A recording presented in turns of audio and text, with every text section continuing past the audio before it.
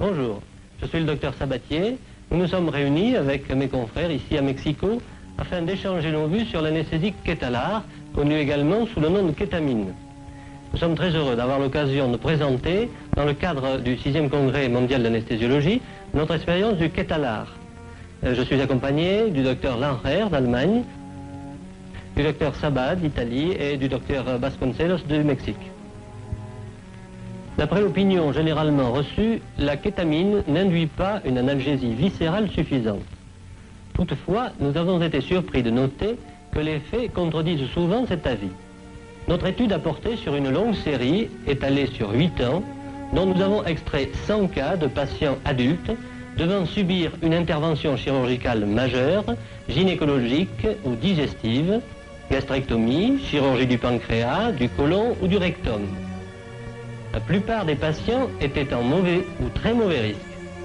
Le protocole d'anesthésie comprend une prémédication intramusculaire par le diazépam, 5 à 20 mg suivant le poids, l'âge et l'état psychologique du patient, en association avec un parasympatholytique, 3 mg d'isopropamide, sans aucun morphinique. Après s'être assuré d'un très bon abord veineux à grand débit, nous préparons une perfusion de 500 mg de kétamine dans 500 ml de sérum glucosé à 10% ou de sérum salé isotonique. Dans notre méthode, 1 ml est équivalent à 12 gouttes environ. Puis, 2 à 3 minutes avant le début de la perfusion de kétamine, nous administrons 5 à 20 mg de diazépam intraveineux tandis que l'on surveille la respiration du patient et que l'on administre de l'oxygène lentement si nécessaire. Dans ces conditions, nous n'avons observé aucune apnée. La perfusion de kétamine est alors commencée à 150 gouttes, c'est-à-dire 12 mg de kétamine environ par minute, et nous administrons aussi lentement une dose d'induction de 3 à 5 mg de kétamine par kilo de poids corporel directement dans la tubulure. Il faut moins d'1 minute pour obtenir l'anesthésie et le patient ne présente ni nystagmus, ni même de légers mouvements des doigts ou des orteils comme cela est observé avec d'autres techniques d'administration de la kétamine. Le curare choisi est administré dans le perfuseur et le patient est ventilé au moyen d'un ballon d'oxygène. Puis le patient est intubé, la sonde est reliée à un respirateur volumétrique et ventilé au moyen de 50% d'oxygène et 50% de protoxyde d'azote. Parfois, dans notre étude, nous administrons uniquement de l'air avec de l'oxygène sans protoxyde d'azote. Le débit de la perfusion de kétamine est réglé suivant la fréquence du pouls, la pression sanguine et d'autres réponses du patient comprenant la perspiration, les mouvements des membres et le nystagmus. Le débit est maintenu généralement entre 60 et 80 gouttes par minute, équivalent à 5 à 6 mg de kétamine. L'entretien de l'anesthésie est pratiquement impossible à moins de 60 gouttes par minute. Lorsque le chirurgien commence à suturer les plans cutanés, on administre 2,5 mg de Valium par voie intraveineuse pour prévenir une hyperexcitation et la perfusion est alors arrêtée. Pendant toute la durée de l'intervention, une attention soutenue est portée à la fréquence du pouls périphérique en utilisant un pulsomètre gradué, à la pression artérielle qui est prise toutes les 5 minutes, au rythme et à la fréquence cardiaque surveillée par un cardioscope. Dès l'arrêt de la perfusion de kétamine, l'opéré est déconnecté du respirateur volumétrique et assisté manuellement, tandis que l'on surveille la reprise de la respiration spontanée. En l'absence d'un surdosage en curare, la reprise de la respiration est satisfaisante. Le patient est soigneusement aspiré et détubé dès que les signes de réveil sont suffisants. Placé sur un brancard préalablement chauffé dans la salle de réveil, l'opéré est surveillé par le personnel. On évite alors tout stimulus auditif, visuel ou tactile qui ne sont pas nécessaires et qui pourraient induire des phénomènes psychiques désagréables. Dans ces conditions, les résultats favorables suivants ont été notés. Tout d'abord, il y a une remarquable stabilité cardiovasculaire avec une fréquence du pouls parfois légèrement augmentée à l'induction, mais qui chute pour rester très régulière entre 60 et 80 par minute. Il n'y a pas de chute de la pression sanguine, on n'a pas observé de saignement de modification de la coagulation sanguine, ni de l'expression urinaire. On doit cependant noter une légère difficulté pour évaluer le niveau de l'analgésie obtenue au moyen de la perfusion de kétamine. La pratique nous permet d'atténuer cet inconvénient. En post-opératoire, il y a une absence de dépression respiratoire due au fait que les morphinomémétiques ne sont pas utilisés. On a observé de discrets phénomènes psychiques, tels un sentiment de flottement, ou bien une impression de chaleur ou de froid, ou des paresthésies à type de fourmillement. Nous insistons sur le fait que les patients doivent être prémédiqués, particulièrement les sujets âgés, au moyen d'isopropamide, et que les opérés en salle de réveil doivent être soigneusement et fréquemment aspirés. L'hypercyanurée survient d'ailleurs moins fréquemment lorsque la dose d'entretien de kétamine est d'environ 60 gouttes par minute et lorsque la durée de l'intervention ne dépasse pas 3 heures.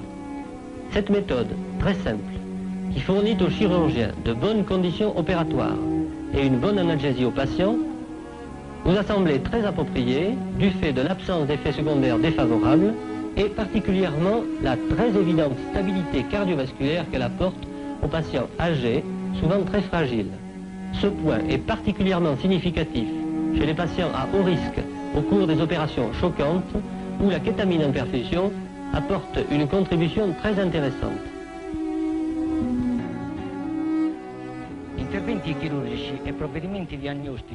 Les interventions chirurgicales, dans un but curatif ou diagnostique en pédiatrie, exigent le choix prudent d'agents anesthésiques et de leur modalité d'emploi.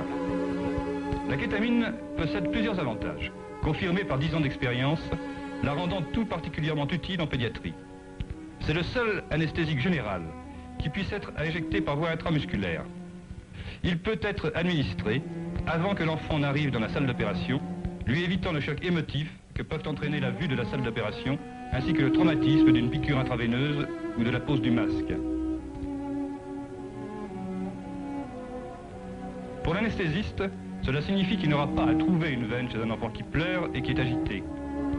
La kétamine peut bien sûr être administrée également par voie intraveineuse. La kétamine peut être utilisée comme seul agent anesthésique ou comme anesthésique de base conjointement aux autres. Les doses intramusculaires pour enfants, allant de 3 à 8 mg par kilo, produisent une induction facile et rapide. Les voies respiratoires du malade sont libres et ceci permet d'opérer lorsque l'intubation est hors de question, comme lors des adénotonsillectomies, des opérations pour division de la voûte palatine et des abcès sous-maxillaires. Ainsi que lorsque le malade souffre de pemphigus de la bouche ou d'arthrite déformante grave de la colonne vertébrale. La stimulation laryngée doit être cependant évitée du fait de la conservation des réflexes. À ces procédés, on peut avoir besoin d'associer un médicament myorelaxant.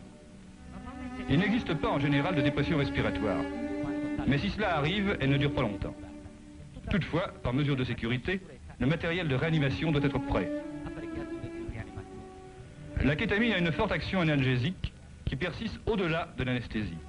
Ainsi, même si l'enfant est réveillé, la douleur est bien supportée. Un érythème passager de la peau peut apparaître comme un effet secondaire, mais il n'a aucune importance médicale. Des mouvements incoordonnés, mais qui ne sont pas d'ordre épileptique, peuvent également se produire. Le tonus musculaire est maintenu, et les yeux et la bouche du malade peuvent rester ouverts pendant l'anesthésie provoquée par la kétamine. Un nystagmus peut s'observer au moment de l'induction. La possibilité d'administration par voie intramusculaire et l'absence de nécessité d'intubation permettent de changer facilement la position du malade pour les besoins de la radiographie ou des raisons de technique chirurgicale. Le malade reste cependant immobile dans une position donnée. Les examens radiographiques pouvant être pratiqués avec succès sous kétamine comprennent l'encéphalographie gazeuse, l'urographie, le lavement varité, la cystographie, le cathétérisme cardiaque, l'angiocardiographie et la orthographie. Les explorations endoscopiques que nous pouvons pratiquer comprennent la cystoscopie, la bronchoscopie, l'œsophagoscopie et la gastroscopie. Outre la kétamine, on peut avoir besoin d'un médicament myorelaxant. Plusieurs interventions chirurgicales courantes et particulières à la pédiatrie peuvent être effectuées grâce à l'utilisation de la kétamine comme seul agent anesthésique. Ces interventions comprennent les cures chirurgicales de phimosis, de hernie, de cricochidie, l'appendicite, l'hypospadias et la chirurgie plastique. Les opérations ophtalmologiques peuvent également être effectuées. Dans les interventions comme la correction du strabisme, la conservation du tonus musculaire sous kétamine est importante. Même des opérations plus compliquées, comme la chirurgie cardiaque, peuvent être réalisées avec une anesthésie induite par la kétamine. La kétamine est utile lors de changements douloureux de pansement sur les brûlures ou de changements de sonde vésicale. Elle est très bien supportée par les malades et peut être administrée de manière itérative avec une grande marge de sécurité, notamment lors des pansements du brûlé. C'est ainsi qu'un malade a reçu quotidiennement de la kétamine pendant 12 jours consécutifs. Un brûlé a subi 70 anesthésies, étalées sur une période de plusieurs mois, à l'occasion de changements de pansement. La kétamine offre également un avantage pour l'anesthésie en milieu hospitalier des malades ambulatoires, en chirurgie dentaire, lors des adénotonsillectomies, des myringotomies, de la confection d'un plâtre orthopédique, à condition que l'enfant soit accompagné d'un adulte. Le réveil est rapide, avec un minimum de nausées et de vomissements, et l'appétit est bon après le rétablissement. Pendant la période d'émergence, le malade ne devrait pas être dérangé afin d'éviter les phénomènes désagréables de réveil. Pour conclure, la kétamine est un agent anesthésique universel, ayant des propriétés uniques, qui la rendent particulièrement bien adaptée à toute une série d'indications pédiatriques nécessitant une anesthésie. Nous avons donc tenté de démontrer la large gamme d'indications et la sécurité du kétalar en rapportant nos expériences sur son utilisation en chirurgie abdominale par la méthode de perfusion intraveineuse chez les malades présentant un haut risque et en obstétrique et en pédiatrie. Nous avons également signalé les mesures de précaution qui doivent être prises lors de l'administration du kétalar. Nous sommes tous d'avis que dans des conditions appropriées, le kétalar est un anesthésique universel des plus précieux ainsi qu'un agent analgésique.